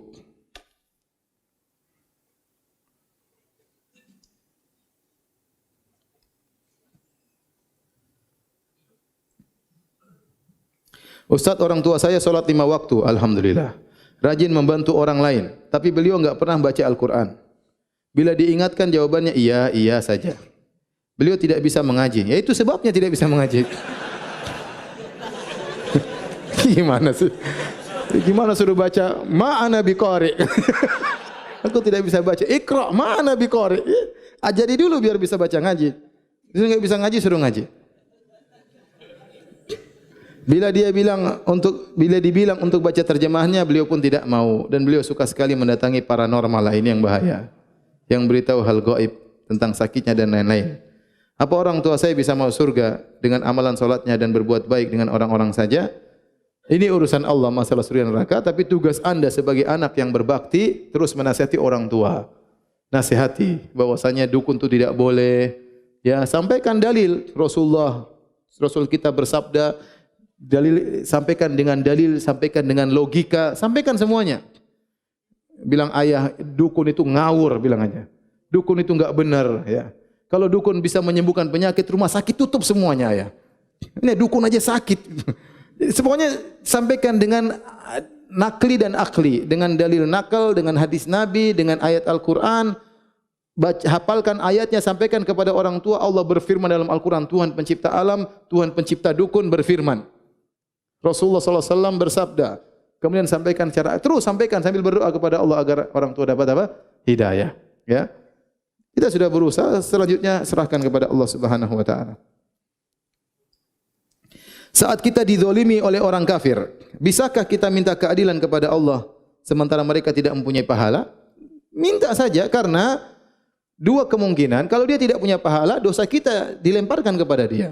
Wa in faniyat hasanatuhu qabla an yuqdama alaihi ukhidat min sayyiatihim faturihat alaihi thumma turiha finnar. Kalau orang yang menzalimi kita punya kebaikan, kita akan diberi kebaikannya. Kalau dia tidak punya kebaikan, dosa kita yang kita offer kepada dia.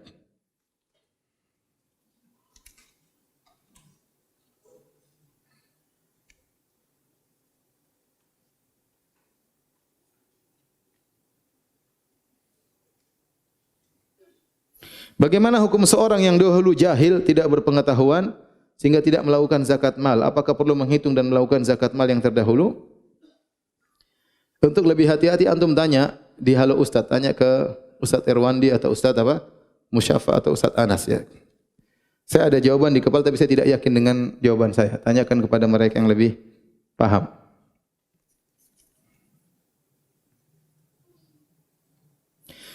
Ustaz, pada saat diberikannya catatan amal, apakah orang lain juga menyaksikan catatan amal kita, termasuk dosa-dosa yang sudah kita bertobat atasnya, dan apakah amal soleh yang sudah dihapus karena maksiat tidak dihitung lagi meskipun sudah bertobat atas maksiat penghapus amal soleh tersebut?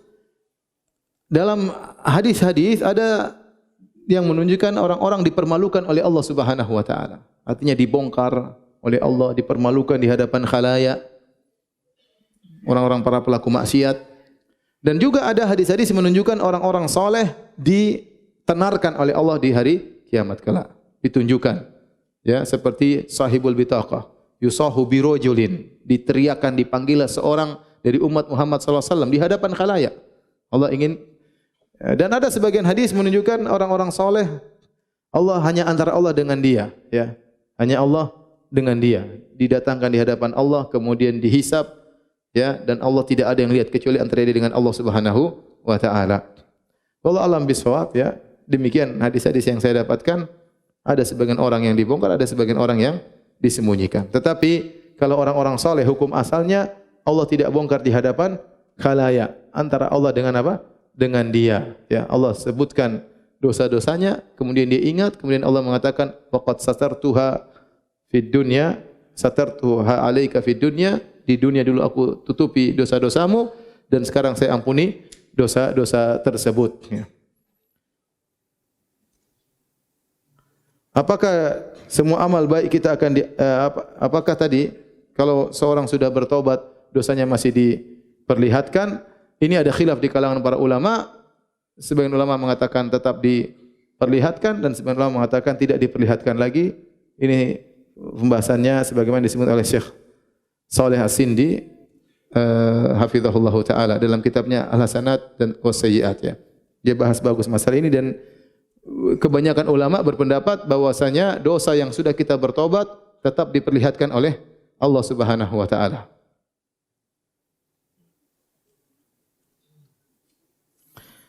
Ustaz, bagaimana jika dahulu kita pernah berbuat zalim kepada orang? Kita sudah minta maaf namun dia tidak memaafkan. Apakah kelak semua amal baik kita akan diambil olehnya? Sedangkan saya sudah mohon maaf dan taubat nasuha. Ya ikhwan, makanya antum hati-hati, jangan bikin masalah sama orang. Karena kalau antum berbuat zalim sama orang, antum melanggar dua hak. Pertama hak Allah, yang kedua hak orang tersebut. Kalau antum bertobat kepada Allah, Allah ampuni. Hak Allah, Allah jatuhkan, enggak ada masalah. Dan hukum asal Allah Maha Pengampun lagi Maha Penyayang. Tapi orang tersebut belum tentu. Orang tersebut belum tentu. Makanya Ibnu Qayyim rahimahullah taala menyebutkan tentang orang yang membunuh orang lain. Kalau seorang membunuh orang lain, si A membunuh si B, maka si A telah melanggar tiga hak. Pertama hak Allah, Allah larang untuk membunuh orang lain. Yang kedua, hak orang yang terbunuh si B, dan yang ketiga hak para wali si B. Ya. Para wali si B. Dan kalau seorang itu bertobat kepada Allah, dia menyesali perbuatannya, maka hak Allah Allah gugurkan. Tinggal dua hak. Hak orang mati tersebut dengan hak para walinya. Kalau ternyata dia kemudian dimaafkan oleh para walinya, mungkin dia kasih uang, dia bayar agar dimaafkan, maka hak para wali sudah selesai. Tinggal hak orang mati yang dia bunuh tersebut. Dia mau tanya, kau maafkan saya atau tidak? Dia mati. Kalau mau tahu kita mati bareng baru ketahuan nanti. Ya ketahuan. Nah, ini bagaimana nasib? Apakah dia akan diampuni? Ya. Ibnu Qayyim rahimahullah taala membahas masalah ini mengatakan hukum asalnya seorang berhak meminta haknya pada hari kiamat kelak. Tetapi jika seorang benar-benar bertobat kepada Allah dengan taubatan nasuha dan dia sudah berusaha untuk bertobat, berusaha dengan semaksimal mungkin, maka asalnya Allah tetap mengampuni. Allah akan menanggung hak orang yang dia bunuh tersebut. Maka saya katakan, Anda sekarang bikin masalah sama orang, yang harus Anda lakukan adalah minta maaf kepada dia dengan semaksimal mungkin. Anda datang kepada dia, Anda kasih hadiah sama dia. Ya. Kalau dia tidak terima, Anda kasih hadiah sama anaknya, semaksimal mungkin Anda mampu. Kalau tetap dia tidak maafkan sampai dia meninggal dunia atau Anda meninggal dunia, serahkan kepada Allah Subhanahu wa taala. Tapi jangan Anda menggampangkan. Saya sudah minta maaf kok. Minta maaf lewat WA. Subhanallah. Minta maaf gratisan. Ya akhi. Sebagian orang salah kemudian ini minta maaf dengan, kalau saya punya salah maafin ya. Ente punya salah atau tidak? Mau minta maaf saja masih sombong. Kalau saya punya salah, sudah tahu jelas punya salah masih bilang kalau saya punya salah. Gimana orang tersebut mau merasa terhormat? Ente coba datang sama dia, ketuk pintunya, diusir, datang lagi. Lama-lama dia iba. Anda menangis di hadapan dia, minta maaf karena masalahnya tidak gampang, masalah hari akhirat. Pahala Anda yang Anda baca Quran, salat diambil oleh orang tersebut. Makanya jangan cari masalah sama orang lain. Jaga lisan, jaga tulisan, jaga komentar, jaga status ya. Jangan asal apa? Nulis. Bisa jadi Anda menzalimi banyak orang.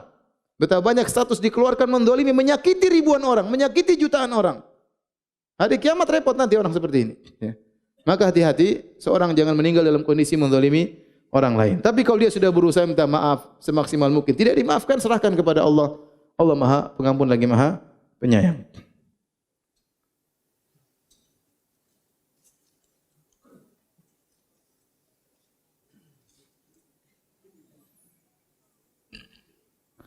Banyak tersebar di tempat saya melalui beberapa dosen bahwa banyak mereka yang menentang mendustakan Al-Quran sebab yang terkandung di dalamnya hanya pantas untuk kaum Arab pada saat itu. Mereka menganggap tidak cocok dengan lingkungan mereka. Bagaimana menurut Ustaz? Ini kita merasa cocok nggak dengan Al-Quran? Kalau nggak cocok terhadap orang-orang yang stres gitu, biarin aja. Kita cocok Al-Quran, cocok, kita bahagia dengan Al-Quran.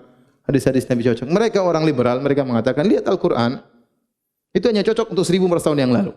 Sekarang sudah perlu tidak cocok dengan realita zaman sekarang. Coba buktinya, Allah sebutkan tentang surga. Surga isinya apa? Isinya adalah kebun-kebun, taman-taman, sungai-sungai. Ya, bidadari-bidadari. Itu hanya cocok untuk Arab Badui zaman dahulu. Ini kedustaan. Ya akhi, sampai sekarang orang-orang kaya pergi ke puncak, itu tidak? Cari taman-taman. Sampai sekarang orang-orang yang super kaya pengen lihat sungai yang indah, apalagi bidadari. Ternyata di sungai tersebut banyak bidadari mandi. Gimana orang enggak senang? Jadi ini kedustaan sampai sekarang. Nufus majbulah, jiwa itu senang untuk melihat yang hijau-hijau, yang indah-indah sampai sekarang di tahun 2019 ini. Kemudian mereka mengatakan hanya orang Badui yang suka begitu. Sampai sekarang orang suka dengan demikian. Orang-orang Eropa coba datang jauh-jauh. Saya pernah satu pesawat sama orang dari mana? Dari Swedia. Waktu saya ke Papua. Subhanallah. Saya duduk sama dia. Saya tanya bahasa seadanya. Jangan antum kira saya bahasa Inggris. Intinya saya tanya mau ke mana. Dia entah paham enggak paham. Intinya dia bilang dia mau ke Raja Ampat. Subhanallah. Dia bilang saya sudah berapa puluh jam naik pesawat. Bayangkan dari kota yang sangat mewah pergi ke Papua untuk melihat apa? Melihat pantai. Hanya orang liberal saja yang bahlul, yang tidak suka dengan pantai, ya. Yang tidak suka dengan kebun-kebun. Ya. Mereka bahlul, fitrah mereka sudah berubah. Ya tidak?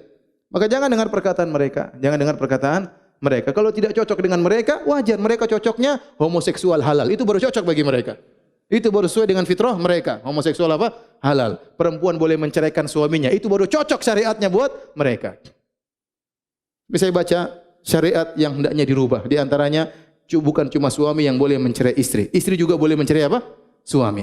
Bahkan kalau suami dicerai istri, maka suami punya masa iddah juga. Subhanallah. Masa iddahnya 4 bulan 10 hari. Ya ente majnun, masa idah mau tunggu apa lagi-lagi? Kalau perempuan boleh cerai suaminya, sehari dia ceraikan kita 3 kali. Sedikit-sedikit, mas, saya cerai kamu, subhanallah. Itulah, itu yang cocok syariat buat orang apa?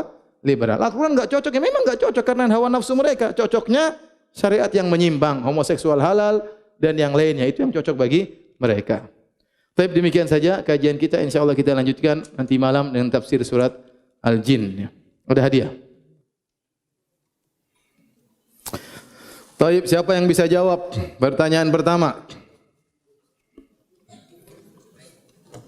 Sebutkan tahapan langit pada hari kiamat kelak. Ya, berdiri. Hah? Yang jomblo enggak boleh. Yang jomblo enggak boleh. Ente jomblo enggak? Ya sudah. Sebutkan tahapan langit pada hari kiamat. 5 tahapan. Ada yang bisa jawab? Jomblo bukan? Enggak jomblo? Berdiri coba. Sebutkan nama. Sejak kapan terlepas dari belenggu jomblo? Umur? 24. Sejak kapan menikah? April kemarin? Oh, Masya Allah. Alhamdulillah. Baik, sebutkan 5 tahapan langit. Robek. Yang kedua? Robek besar. Yang ketiga?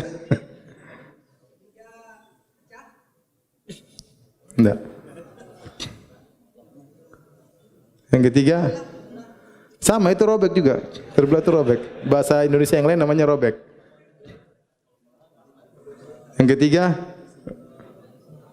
diam, jangan dikasih tahu, diam. Boleh. Ulang, robek sempurna, sudah benar. Yang ketiga, lemah. Yang keempat,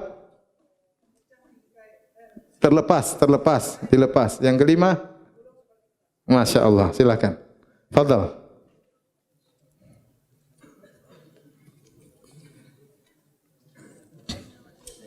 Silakan yang mana? Oke, Masya Allah. Allah barik. Pertanyaan kedua. Siapa yang bisa sebutkan tafsir dari wa amma samudu fa uhliku bitaghiyah. Kenapa disebut dengan at-taghiyah? Adapun kaum Samud, mereka dibinasakan dengan at-taghiyah. Ada dua pendapat. Jomblo bukan? Jomblo, jangan. Selain jomblo. Kita tidak ingin Banjarmasin dikuasai jomblo. Silakan berdiri. Berdiri ya. Berdiri. Silakan. Salam telah berkata. Dia bawa bukti punya anak. Sudah buktinya duduk aja nama. Yang pertama, melampaui batas suaranya. Yang kedua, onta. Masya Allah, jazakallah. Fadal.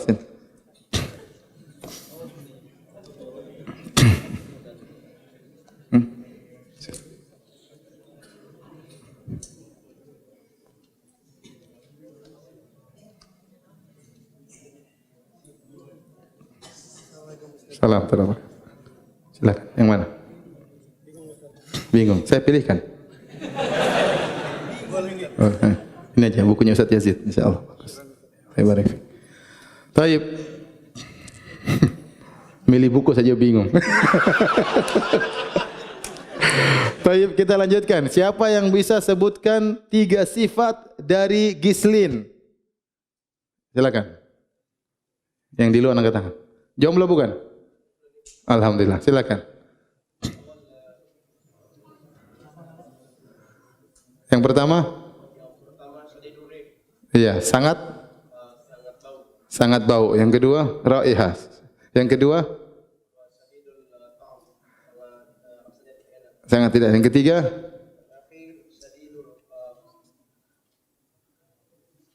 lihat aja, nah.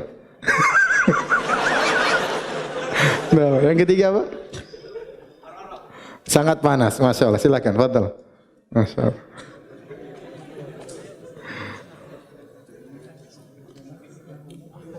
Akhwat.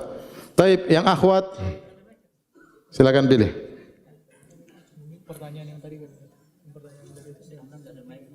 Ada mic-nya? Enggak ada mic-nya. Allah barik. Terus gimana jawabnya? Enggak ada ya? Iya. Ada. Taib. Akhwat, sebutkan 3 sifat angin yang menghabiskan kaum Ad. 3 sifat angin. Sor. Angkat tangan, terus panitia tunjuk. Jawab.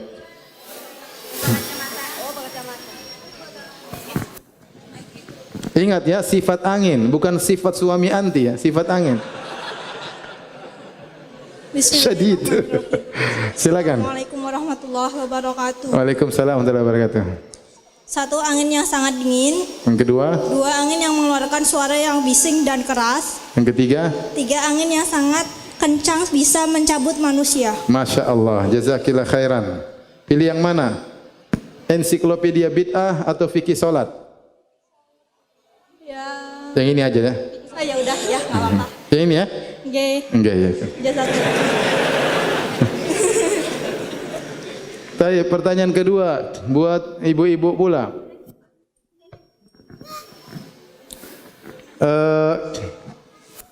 Siapa yang bisa jelaskan firman Allah, bima aslaftum fil ayyamil khaliyah, kalian makan dan minum karena perbuatan kalian selama di dunia. Coba tadi saya jelaskan tentang ayat ini, apa maksudnya? Siapa yang bisa jawab? Ibu-ibu.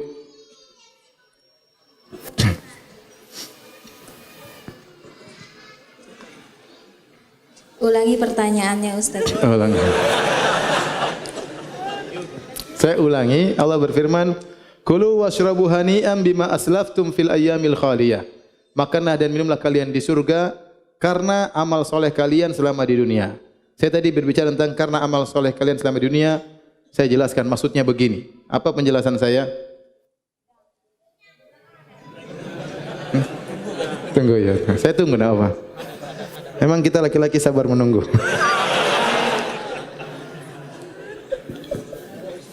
Assalamualaikum warahmatullahi wabarakatuh. Waalaikumsalam warahmatullahi wabarakatuh. Silakan. Jadi karena kita amal soleh selama di dunia, maka itu adalah sebab kita masuk surga. Jadi amal soleh tadi sebab mendatangkan rahmat Allah. Sudah? Ya sudah. Ya sudah. Ya. Ini ya, hadiah cuma tinggal satu. Ensiklopedia Bid'ah. Jazakallahu khairan. Wa jazaki. Demikian subhanakallah bihamdik asyhadu alla ilaha illa anta astaghfiruka wa atubu ilaik. Assalamualaikum warahmatullahi wabarakatuh.